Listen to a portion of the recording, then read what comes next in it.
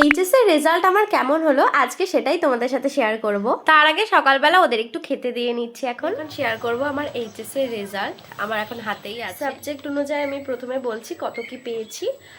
বাংলাতে পেয়েছি হচ্ছে 85, আর ইংলিশে পেয়েছি 86, অ্যাকাউন্টসে পেয়েছি 61, অ্যাকাউন্টসে সব থেকে কম হয়েছে। বিএসটিডিতে পেয়েছি 82, কস্টেক্সে পেয়েছি 76, আর কম্পিউটার অ্যাপ্লিকেশনে পেয়েছি 83।